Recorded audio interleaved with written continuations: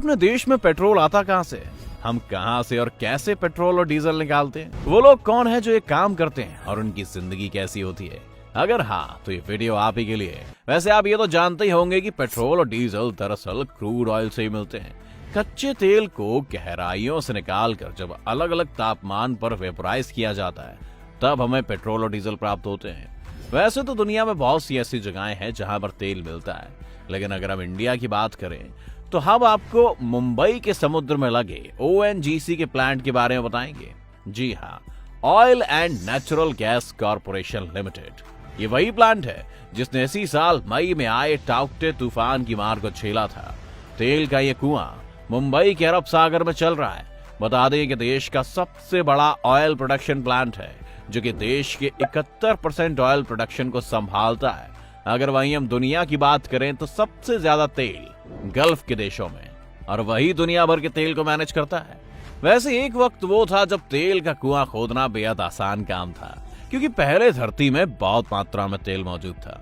इतना तेल था कि पहले ये कहावत मशहूर थी कि आप जहां खड़े हैं वहीं खोद लीजिए और आपको तेल मिल जाएगा। जी हाँ, उस वक्त धरती में इतना तेल था कि लोग इससे परेशान थे। हाँ, अभी आपको ये बात अजीब लग रही होगी कि यार तेल से लोग परेशान कैसे हो सकते हैं।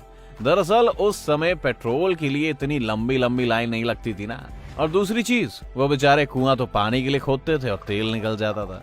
कुल बात ये थी कि उस वक्त डिमांड कम थी और सप्लाई ज्यादा थी। लेकिन आज हालात ये है कि डिमांड तो बहुत ज्यादा बढ़ गई है और सप्लाई दिन ब दिन घटती जा रही है। जी हाँ, सप्लाई कम होने की एक बड़ी वजह जो कई रिपोर्ट्स में सामने आई वो ये है कि जो देश कच्चे तेल में समृद्ध थे, मतलब जिन देशों के पास कच्चा तेल बहुत ज्यादा मात्रा में था, उन्होंने इसके प्रोडक्शन को लेकर इतना अंधापन मचा दिया जिसकी कोई हद नहीं है। और अगर हालात जल्दी सही नहीं किए गए तो जल्दी वो दिन भी देखने को मिल सकता है जब दुनिया की तेल की सारी जरूरतें लटक जाएं। अगर ऐसा होने से रोकना है तो हमें नए कुएं खोदने पड़ेंगे, और खोदने के लिए पहले नए कुएं खोजने पड़ेंगे। और ये प्रोसेस सुनने में जितना आसान लगता है उतना होता नहीं है। समुद्र से तेल कैसे निकलता है? ये तो आप सभी जानते हैं कि कच्चा तेल प्राप्त करने के लिए मुख्य रूप से दो सोर्सेज हैं, समुद्र या फिर जमीन। इन्हीं के नीचे दबा मिलता है तेल, और असली वक्त लगता है इतनी गहराई में से तेल ढूंढने में। कई बार तो इसमें सालों लग जाते हैं और अरबों रुपए भी खर्च होते हैं। और अगर समुद्र की बात करें तो आपकी जानकारी के लिए बता दें कि जो तेल हम तक पहुंचता है उसे ढूंढने के लिए समुद्र में कई बड़ी और महंगी मशीनें लगाई जाती हैं जो एक जगह से दूसरी जगह तक तेल ढूंढती रहती हैं। जब इस मशीन को एक जगह से तेल मिल जाता है तो फिर बीच समुद्र में उसी जगह पर यह कुआं बनाया जाता है, जैसे कि भारत ने मुंबई में कर रखा है। इसके बाद समुद्र के अंदर ड्रिलिंग की जाती है, बिल्कुल वैसे जैसे घरों में नल लगाने के लिए ड्रिल करते हैं। लेकिन ये जो ड्रिल होती है ये हजारों फीट नीचे तक होती है। जैसे ही एक बार इस ड्रिल से तेल मिलता है तो उसे पाइप्स की मदद से इस तैरती हुई रिफाइनरी तक पहुंचा दिया जाता है। बता दें कि जमीन पर ड्रिलिंग का काम भी कुछ इसी तरह से होता है, बस समुद्र में पानी की वजह से ड्रिलिंग थोड़ी और ज्यादा गहरी हो जाती है। एक बार जब तेल को निकाल लिया जाता है तो इन्हें रिफाइनरी में ले जाया जाता है। लेकिन यहाँ पर हमें जो तेल मिलता है वो दरअसल क्रूड ऑयल होता है, जिसे रिफाइन करने के बाद हमें पेट्रोल और डीजल जैसे तेल मिलते हैं। दरअसल इस कच्चे तेल को अलग अलग तापमान पर उबाला जाता है और फिर वो वेपोराइज्ड होता है, जिससे अलग अलग तापमान पर अलग अलग चीजें मिलती हैं। जैसे इसे 260 डिग्री पर उबालने पर डीजल मिलता है, 180 डिग्री पर कैरोसिन यानी मिट्टी का तेल मिलता है, और 110 डिग्री सेल्सियस पर पेट्रोल मिलता है। कैसी होती है वर्कर्स की जिंदगी? समुद्र से ऑयल निकालने के प्रोसेस में बेसिकली दो जगह काम होता है।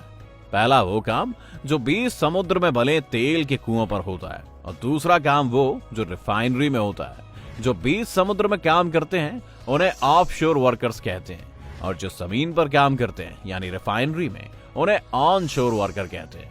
और कौन कहां काम करेगा ये डिसाइड कंपनी करती है। कोई भी वर्कर ये खुद तय नहीं कर सकता कि कौन कहां काम करेगा।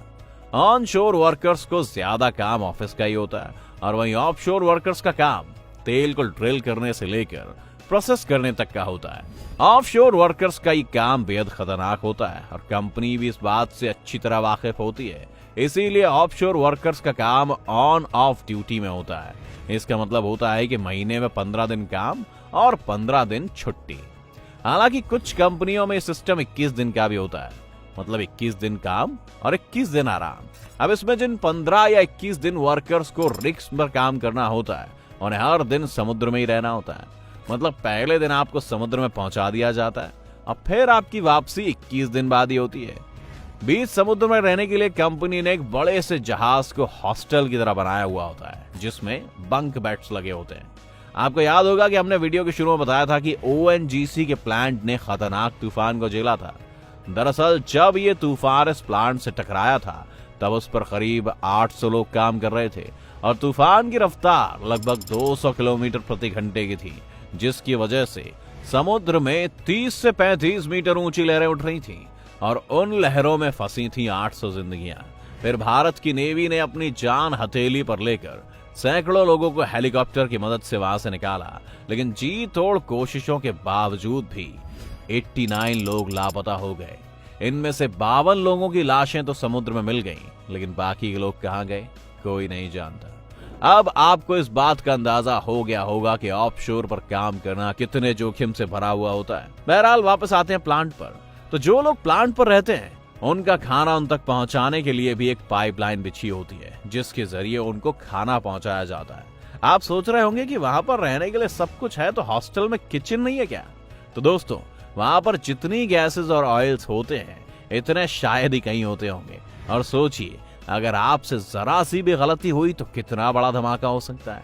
ऐसा भी हो सकता है कि आपकी मैगी के चक्कर में सब रोस्ट हो जाए। तो इसीलिए यहाँ पर फ्रोजन फूड इस्तेमाल किया जाता है, जो किनारे से पाइपलाइन के जरिए वर्कर्स तक पहुंचाया जाता है। अब वहां पर किचन भले ही ना हो, पर वर्कर्स के टाइम पास के लिए वहां पर टीवी और इंडोर गेम्स के इंतजाम रहते हैं। इनके इंडोर गेम्स का ध्यान भी ज्यादा इसलिए रखा जाता है क्योंकि जो लोग रिक्स पर काम करते हैं, उन्हें मोबाइल भी रखने की इजाजत नहीं होती।